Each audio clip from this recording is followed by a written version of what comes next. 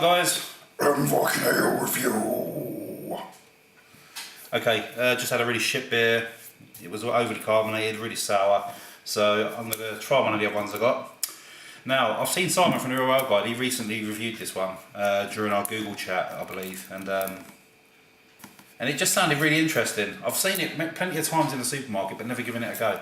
It's from JW Lee's, and it's their Moonraker Strong Ale. Comes in at 6.5%. And yeah, so let's have a little look. It says, brewed by JW Lee's for over 50 years, Moonraker is named after farm workers who once tried to rake the moon's reflection from a Middleton stream. Right, okay, that says a lot about them. This deliciously rich dark ale has been lovingly brewed to the original recipe. It is a firm favourite with beer connoisseurs the world over, and is a past winner of Canberra's Champion Winter Beer of Britain. Splendid on its own, or perhaps with a few crumbs of strong English cheese, Moonraker has also been the key ingredient in national award-winning pies. Okay, so 6.5%.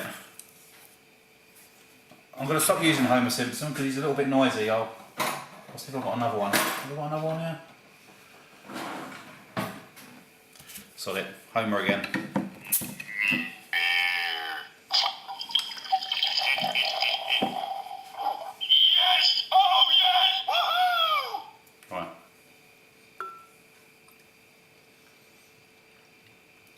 Okay, so what we're getting on the colour, very, very dark, a bit about there. Yep, there is light coming through. I mean, it's almost like a really, really dark ruby sort of mahogany colour. A nice sort of off-white head. Looking quite pretty actually. Let's give it a nose. Yeah, big earthy notes. I don't have to use fuggles in this because it's coming through quite strong.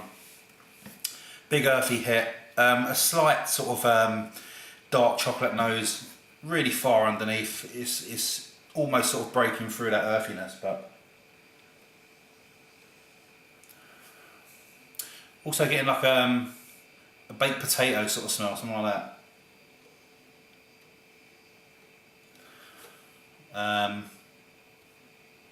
Very, very malty beer. Right, let's just give it a go.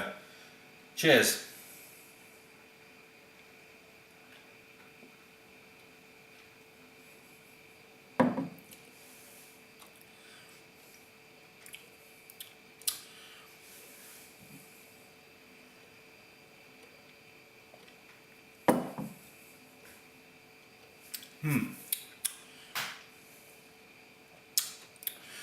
Okay, it's quite smooth. The initial hit you're getting is almost like a sort of slight metallic sweetness.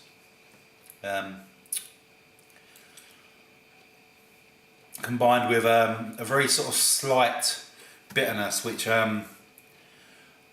almost just touches the back of the tongue, the very, very back. Like a narrow sort of patch of the back of the tongue. It sort of just sits there. It's not very overpowering, but there is a little bit of bitterness there. But mostly you're getting that sort of dark, sort of chocolatey sweetness, combined with a slight metallic sort of tinge, which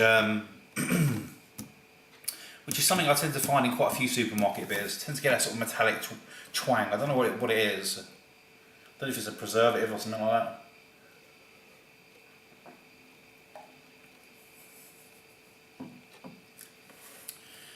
Slight little bit of alcohol on the initial taste as well. I'll tell you what this does. This reminds me a lot of the Adnams beer, Tally Ho, but maybe slightly watery, a little bit more watery, and not as sort of big hitting in the flavours. But it's a nice enough beer. It is pretty nice. It's a good, strong beer for a supermarket. It's very unoffensive. It's still got some pretty decent flavours, and it's definitely a good starting block for people who want to step above the ABV of like 4% or something like that, and want to try something a bit better instead of going for something stupid like a special brew or something like that. You know, this is a nice strong ale.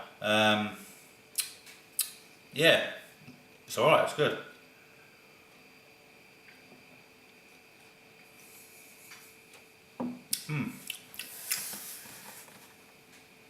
That metallic twang tends to disappear once you take a few more gulps. And then you're left with the sweetness, which almost sort of takes on like a black cherry skin or something like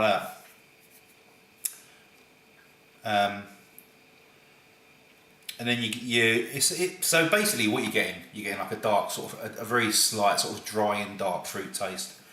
A nice sort of underlay of bitterness.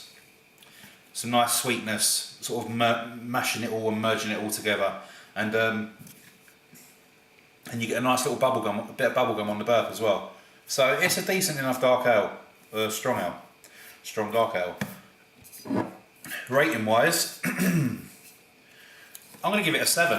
I'm going to give it a 7 because the reason why, it's very easy to get. It's pretty inexpensive for what it is, and it's a good starting block, like I say, for people who want to get into stronger ales. And yeah, I'd buy it again definitely. So there you have it, 7 out of 10. That's not a bad score actually. J.W. Lee's Moonraker. Lovely. Thanks for watching. Cheers.